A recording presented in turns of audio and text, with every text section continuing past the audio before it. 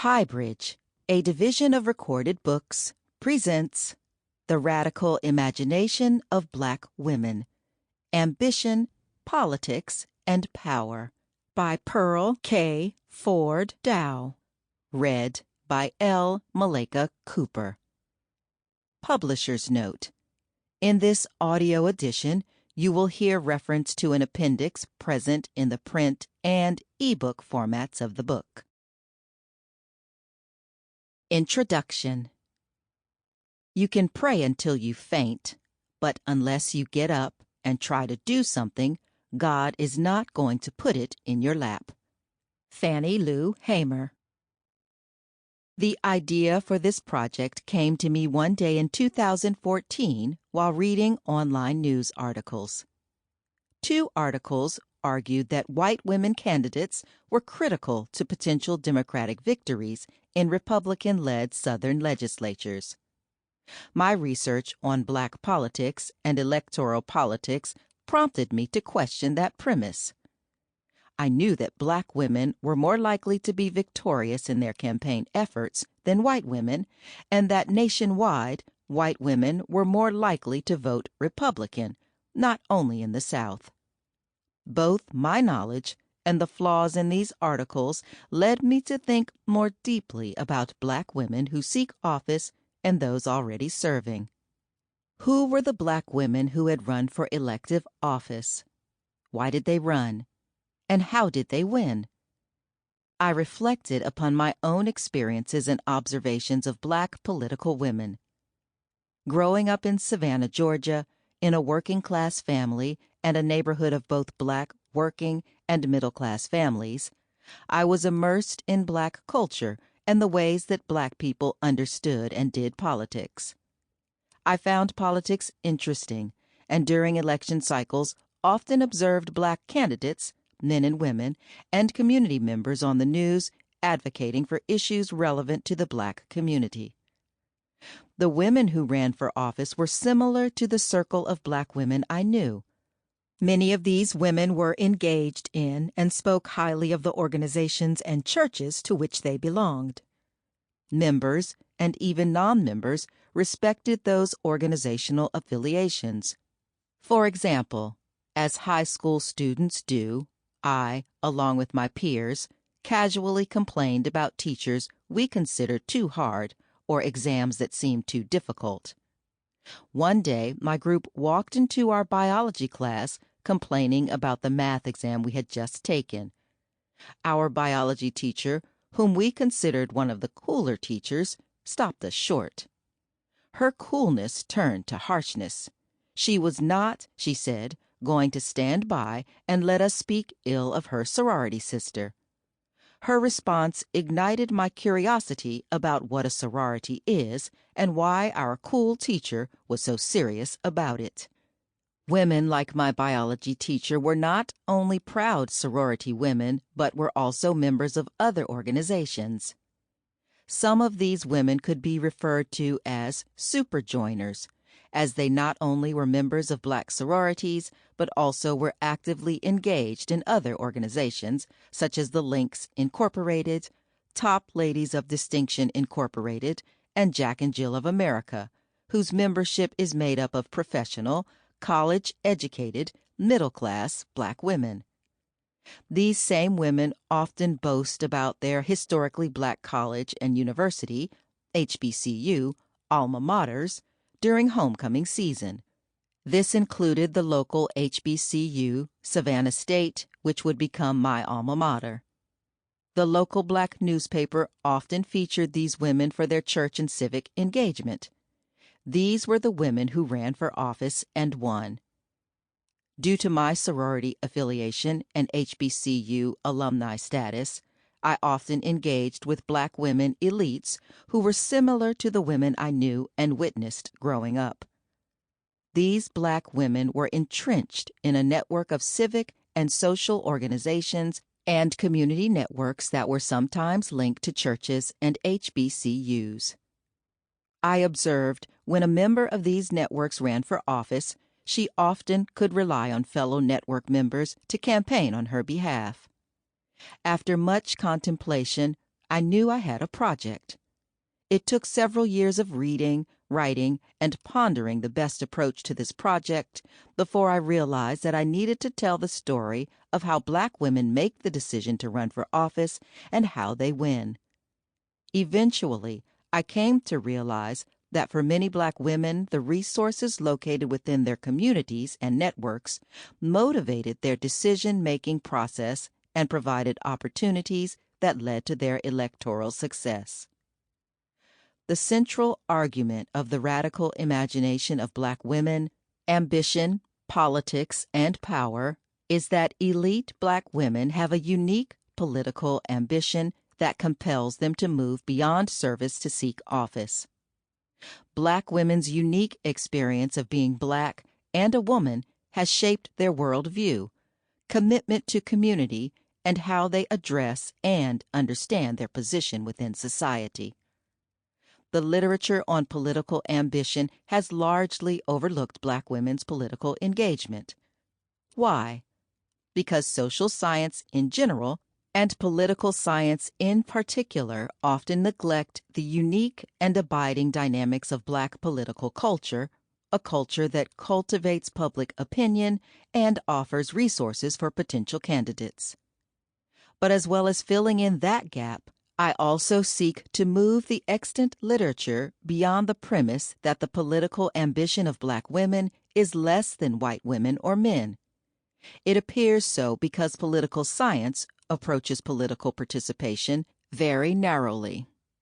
Other than voting, political science tends to disregard mechanisms through which Black women politically engage, such as community and civic engagement.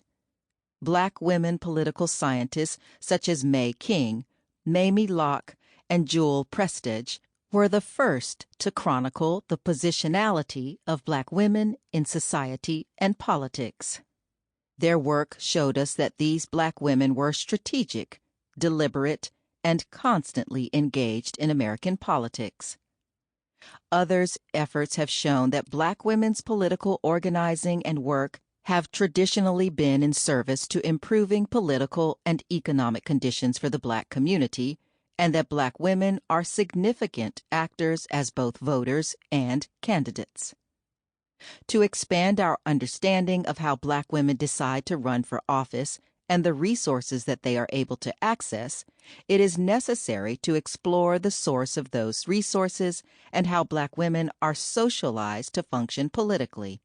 Black women have long robustly participated in the political process, and researchers have shown that they participate at higher rates than their white female and male counterparts. This behavior has puzzled scholars because they have tended to rely on scholarship about women's political participation, specifically on Verba, Schlossman, and Brady's resource model. However, Black women don't fit neatly into a paradigm in which money, time, and civic skills predict high levels of political participation that influence candidate emergence. Why not? Because such resources have not always been accessible to Black people. Instead, they find resources in community institutions that assist with political mobilization, teach democratic norms, and cultivate political activity among members.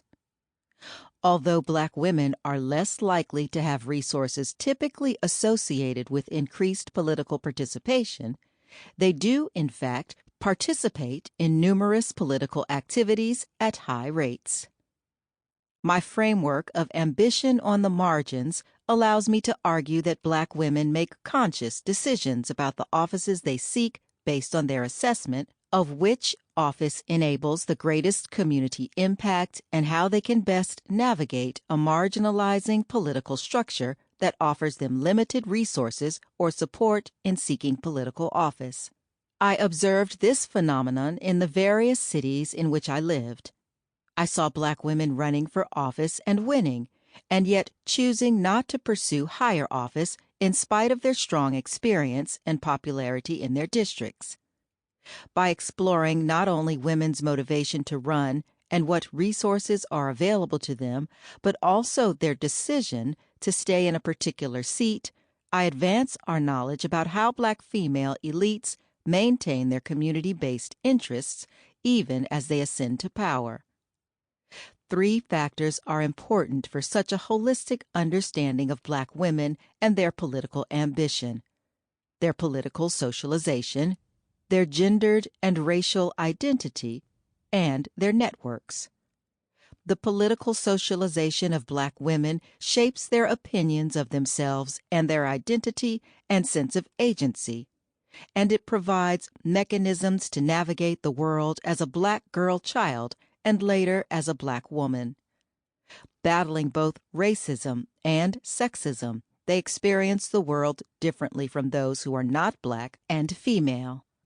Black women use their enormous community social capital and access to resources via social, civic, and community organizations to fundraise, mobilize voters, and gain access to potential voters.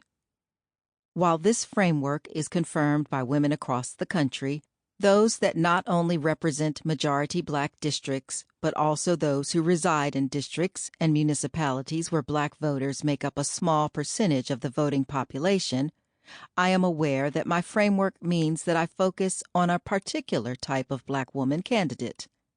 The politicians I interviewed for this book are middle-class, college-educated professionals who have the means to pay membership dues and the time to participate in activities outside of work and home.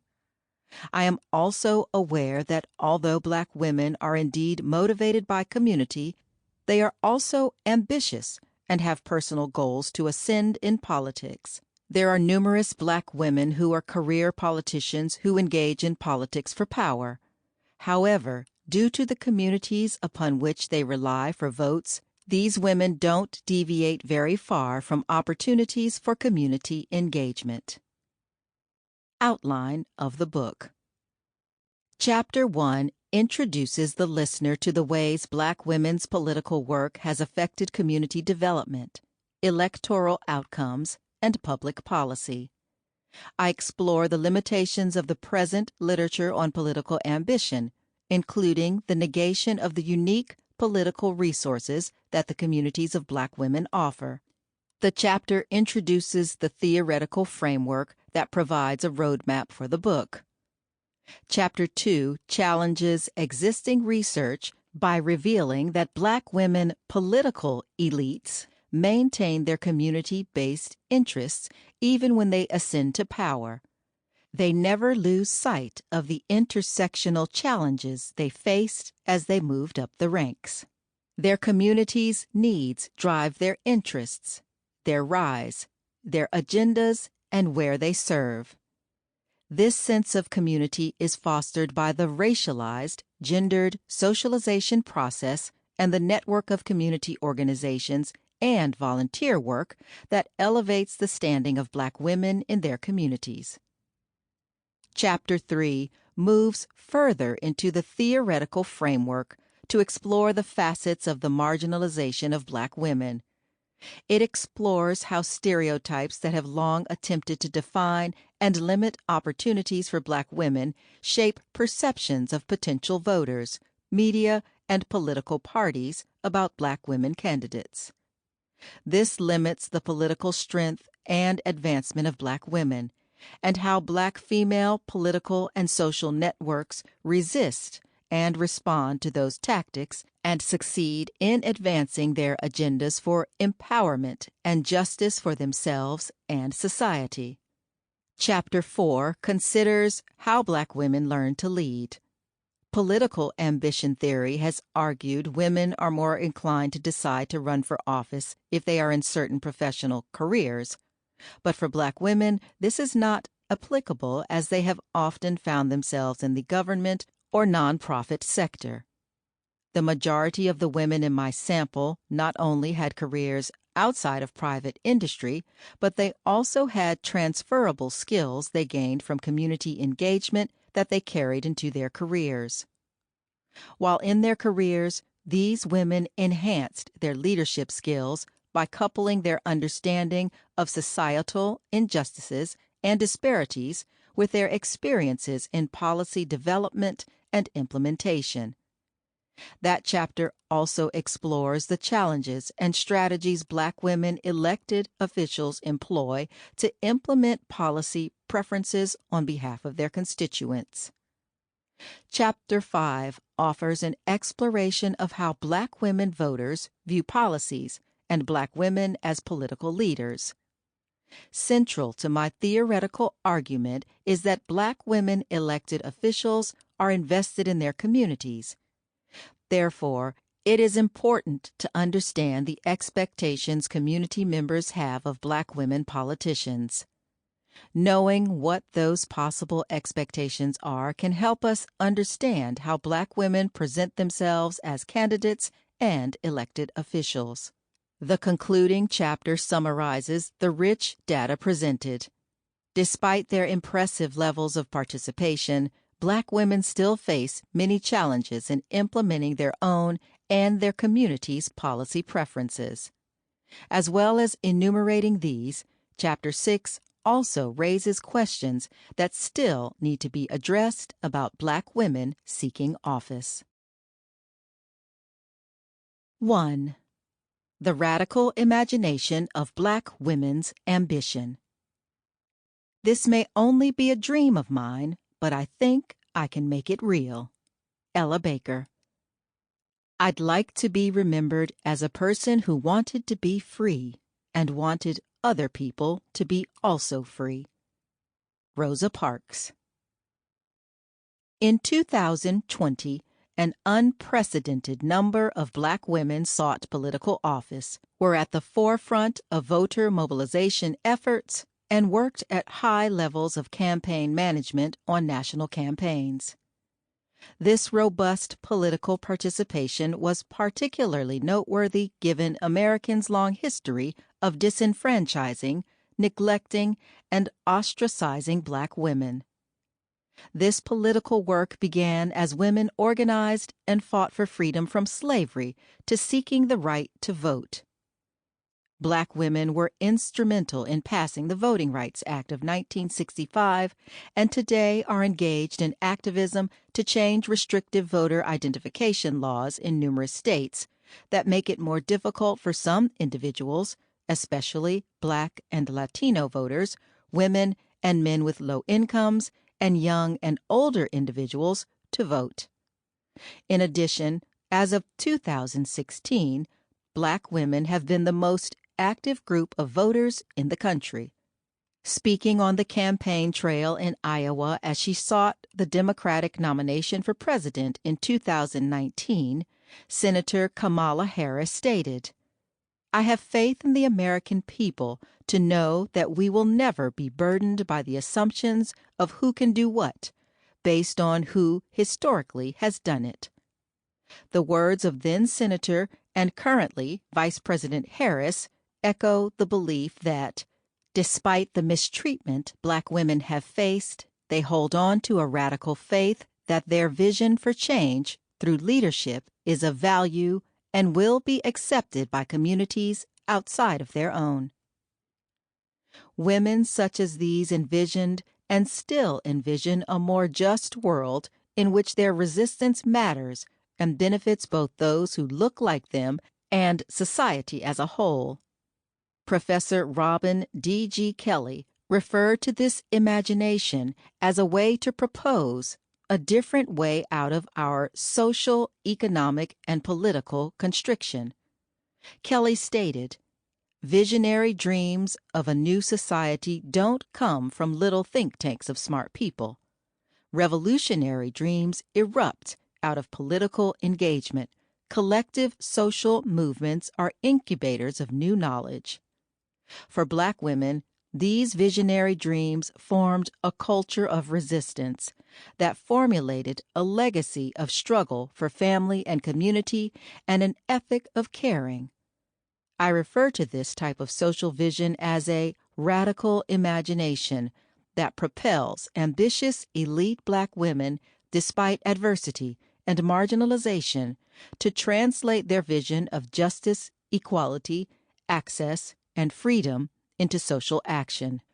Black women's radical imagination convinces them that individually and collectively they can change a world that tells them they are less than. They express this radical imagination through the tangible work of networks and activism that motivates Black women to seek office for a more equitable society. In short, this radical imagination, combined with community support, often champions and resources Black women's political ambitions. The Case of Stacey Abrams. In 2018, a historic number of women ran for office. Of those, Stacey Abrams not only campaigned to become the first Black female governor in the nation, she also worked to raise awareness and develop a network of advocacy to address voter suppression. Her example echoes the history of Black women's political ambition that is and has so often been activated not only by personal ambition, but also by the desire to advance the interests and needs of the Black community and other communities that have been underserved and marginalized. Abrams is not an anomaly. Along with women such as Sojourner Truth, Harriet Tubman, Mary Church Terrell, Anna Julia Cooper, Ida B. Wells, Pauli Murray, Constance Baker Motley, Ella Baker, Septima Clark, Joanne Robinson, Fannie Lou Hamer, Shirley Chisholm, Florence Kennedy, Barbara Jordan, Alicia Garza, and many more. Abrams stands in a long line of Black women who dared to use their bodies, minds, and talents to oppose violence, discriminatory laws, social norms, culture, and the possibility of death, not only to make their own voices heard, but also to implement a liberatory form of politics that not only meets the needs of Black women and the Black community, but also society more broadly. Abrams, a native of Gulfport, Mississippi, earned an undergraduate degree from Spelman College, a historically Black college for women. She subsequently earned advanced degrees from the University of Texas at Austin and Yale Law School, and in 2011, she became the first woman and person of color to lead the Georgia House of Representatives as House Minority Leader. Abrams served as such during one of the lowest points of the Democratic Party in Georgia. By 2010, Democrats had become unable to win any statewide race, and in 2012, the state Senate fell to a Republican supermajority. Abrams used her position to connect with both Democrats and likely Democratic voters throughout the state in an effort to understand why the Democratic Party was performing so dismally. She concluded that the changing demographics in the state, along with Democrats shoring up their infrastructure, developing a clear message, and clearly delineating how they were different from Republicans, would connect not only with tried-and-true Democrats, but also those who were disconnected from politics, which could translate into Democratic wins in the future. Similar to the history of Black women organizing that sought to not only advance their own communities, but to also extend the promise of equality for society, Abrams embarked on a political project that imagined greater access to voting that extended beyond a racial construct. She would embark on a 10-year journey to cultivate new political strategists who reflected the diversity of the state and consolidated the multiple long-standing voter registration and mobilization efforts throughout the state into the new Georgia Project, which in a span of 2 years registered over 200,000 voters of color. It is important to note that these long-standing efforts had been led by Black women such as Helen Butler of the Georgia Coalition for the People's Agenda, Tamika Atkins of Pro-Georgia, and Deborah Scott of Georgia Stand Up, who laid the foundation for much of what the new Georgia Project would be able to achieve. By bringing together the multiple efforts throughout the state, momentum increased and Democrats started to win elections. Abrams' gubernatorial run is largely remembered for her losing by a mere 1.4%, or 55,000 votes, to her opponent, Brian Kemp, who was the sitting Secretary of State, the state's chief election officer. During the election cycle, Kemp faced public pressure to resign from his position due to conflict of interest. He oversaw the election process in which he was involved.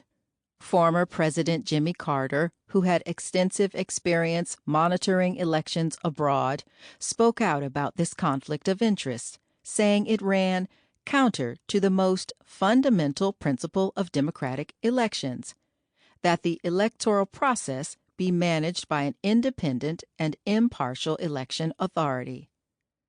In addition to questionable ethics of Kemp, the 2018 gubernatorial election was impacted by the 2013 Shelby v. Holder case that ended protections Southern voters, in particular Black Southern voters, found in the Voting Rights Act. With the Department of Justice no longer having the authority to approve changes to voting laws in Georgia, Kemp approached the Secretary of State's role as an opportunity to apply strict guidelines to voting access. In short, Kemp used his office to hinder the Georgians' voter registration efforts by rejecting or delaying registration of 35,000 Georgians from 2013 to 2016.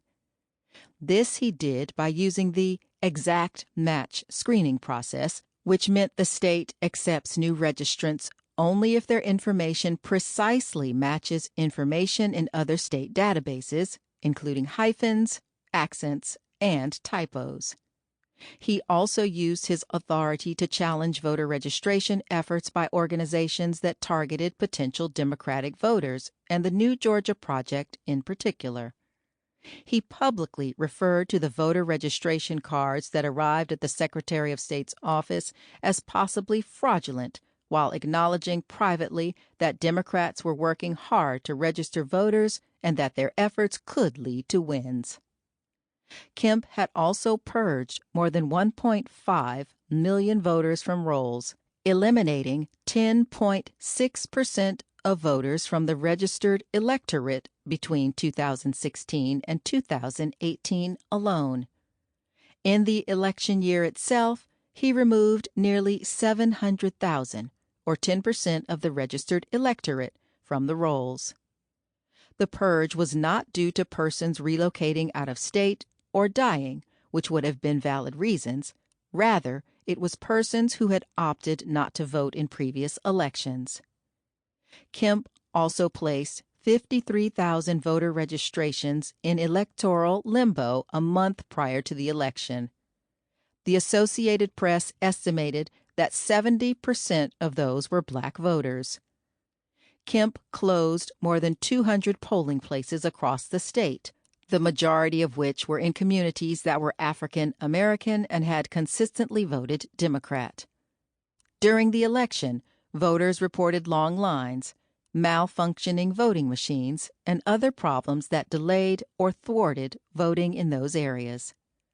The Atlanta Journal-Constitution found that precinct closures and longer distances to polling locations likely prevented an estimated 54,000 to 85,000 voters from casting ballots on Election Day. The impact of this was that Black voters were 20% less likely to vote than usual due to long distances to voting locations. Abrams' response to the defeat amplifies the idea of Black women's radical imagination. She did not leave politics. Instead, she concluded that her defeat was not due to her vision for the state or her political acumen. Rather, her razor-thin loss was due to the oppressive efforts that targeted mostly Black communities and potential Democratic voters. This led her to expand the mission of the New Georgia Project. She said it was important not only for building a broad coalition of voters through coordinated voter registration and mobilization efforts, but also to educate voters about efforts to suppress their voting strength. Abrams would subsequently form a new organization called Fair Fight, which continues, Sample complete. Ready to continue?